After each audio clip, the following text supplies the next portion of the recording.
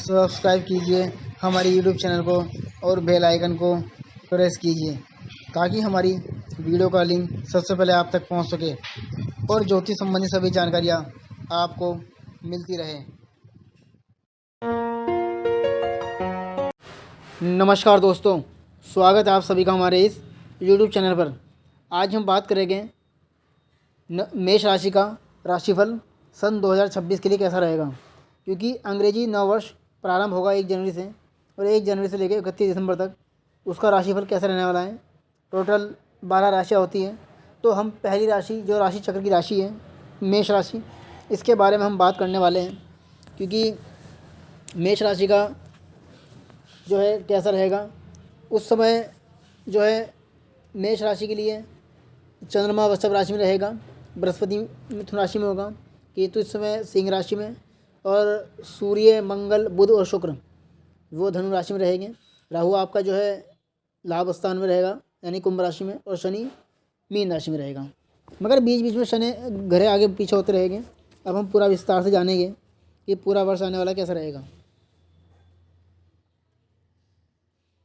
क्योंकि इस समय जो है मेष राशि के लिए पहले हम बात कर लेते हैं गुरु बृहस्पति की।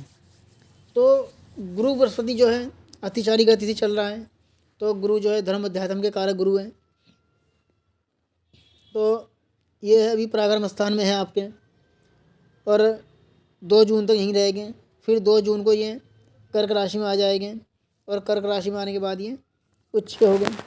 पर 2 जून को कर्क राशि में आने के बाद इसके बाद फिर 31 अक्टूबर को सिंह राशि में आ जाएंगे। यानी कि इस साल 3 राशियाँ बदलेंगे गुरु बृहस्पति। वैसे तो 12-13 महीने एक राशि में रहते हैं, मगर पिछले वर्ष से जो है अतिचारी गति चल रहे हैं। अतिचारी ने अपनी गति से तेज चलना। तो पहले बात करते हैं बृहस्पति की, जो कि 2 जून तक। तो 2 जून तक गुरु बृहस्पति आपके पराक्रम भाव में रहेगा, और इस समय जब पराक्रम भाव में रहेगा तो उनकी दृष्टि भाग्य स्थान पर भी रहेगी। इनकी 3 दृष्टि भी है, 5वीं 7वीं 9वीं।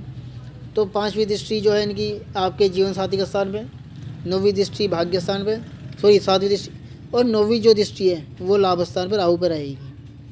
तो बृहस्पति पराक्रम स्थान में होने के बाद जो है अपने छोटों से आपको लाभ होगा। जो आपसे छोटे भाई बहन हैं, आपके सहोदर हैं, वो आपके काम काज में आपको हाथ बढ़ाएंगे, आपका मान सम्मान करेंगे, चाहे वो घर में हो चाहे बाहर हो, जो भी आपसे उम्र में छोटा है। और इसके अलावा उनका पूरा सहयोग आपको प्राप्त होगा। कार्य क्षेत्र में अच्छा प्रदर्शन आप कर पाएंगे। और दूसरा जो है, आप यदि कहीं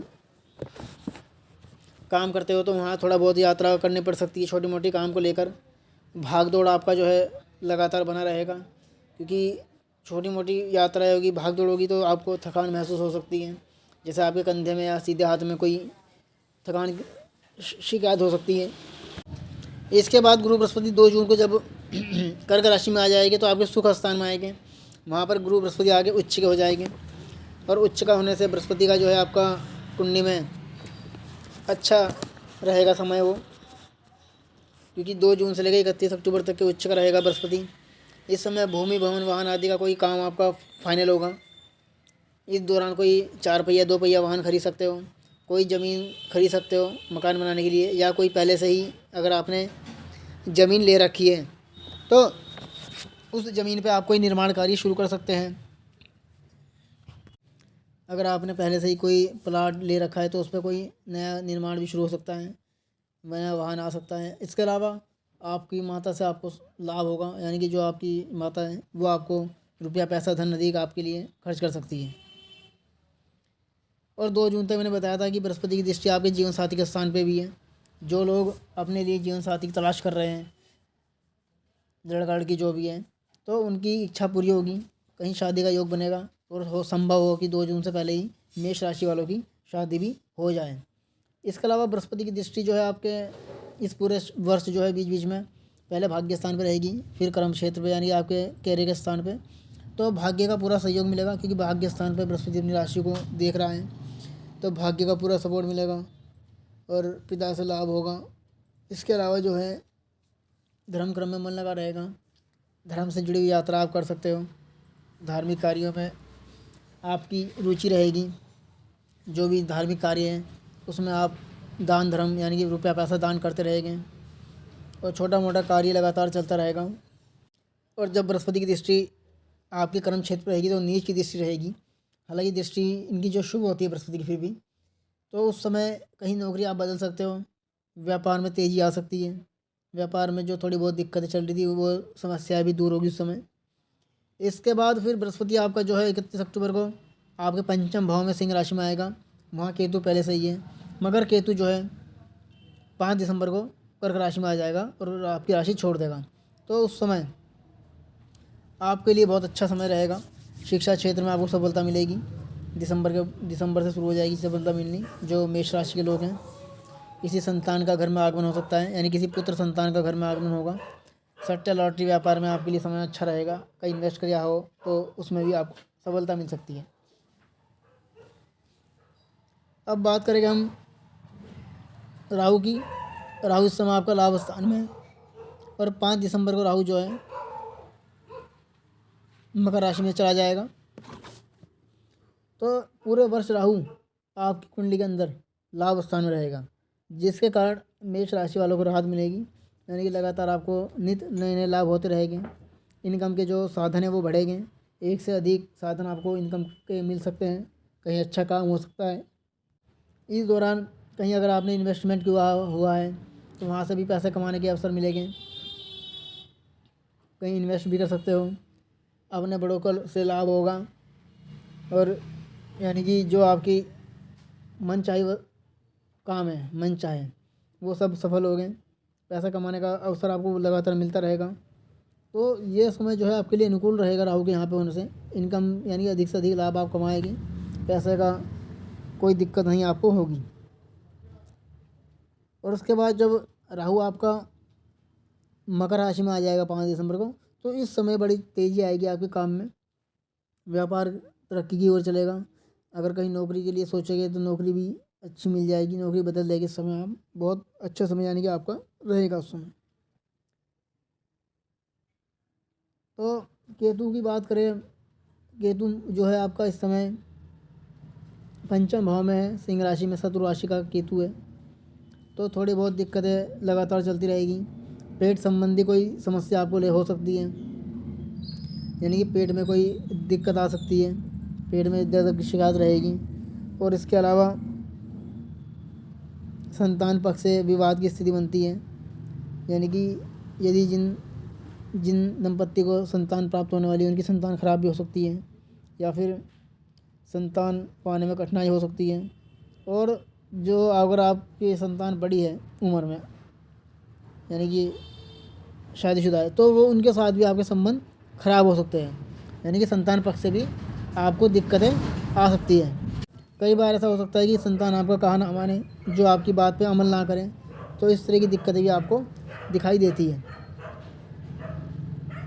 और केतु उसके बाद 5 दिसंबर को कर्क राशि में चला जाएगा।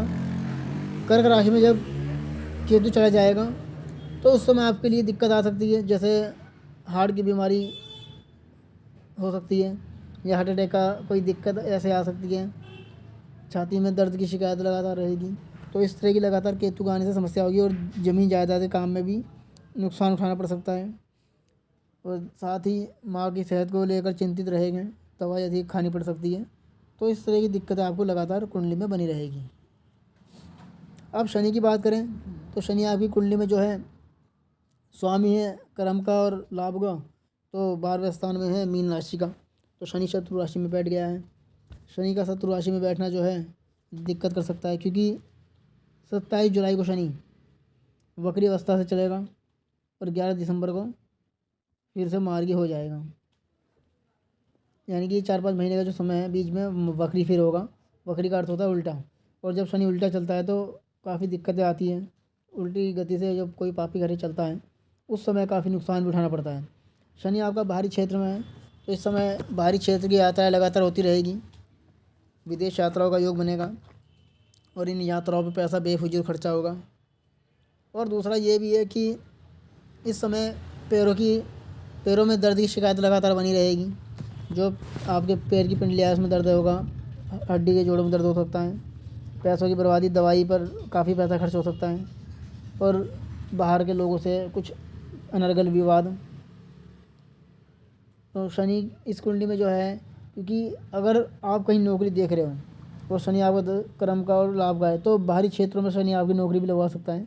यानी कि जो लोग बाहर के लिए अप्लाई कर रहे हैं, अदर स्टेट या अदर कंट्री के लिए, तो उनका जो मेष राशि वाले हैं उनका बाहर जाने का योग बनता है, विदेश यात्रा का लगातार योग बनता है। और विदेश यात्रा का योग जो बनता है, ये योग बड़ा अच्छा रहेगा आपके लिए, लेकिन उतार चढ़ाव बहुत देखने पड़ेगा आपको इस दौरान। और साथ ही शनि की दृष्टि भी होती है, जैसे शनि की तीसरी दृष्टि है वो आपके धन स्थान पे है, तो धन स्थान में शनि की दृष्टि होने से आपके धन का कोष खाली तो होगा ही, आपकी वाणी कठोर होगी, मुंह में कोई जैसे जुबान में बार बार गलत बात आना या गाली देना, इस तरह की समस्या आपके साथ रहेगी।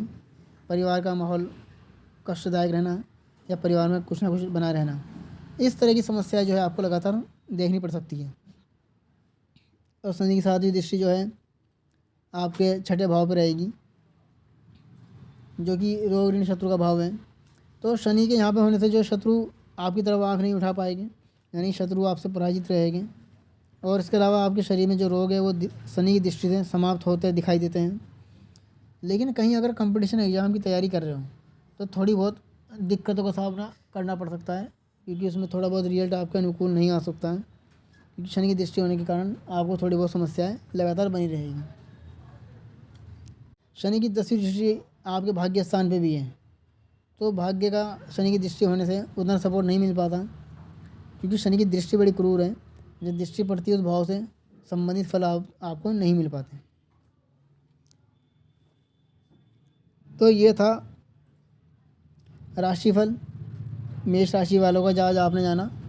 हमारी और वीडियो आगे भी आप लोगों के लिए ऐसी आती रहेगी। आप हमारी वीडियो को लाइक करें, चैनल को सब्सक्राइब करें और इसको शेयर भी कर दें, ताकि और लोग भी इससे जुड़ी हुई जानकारी ले लें।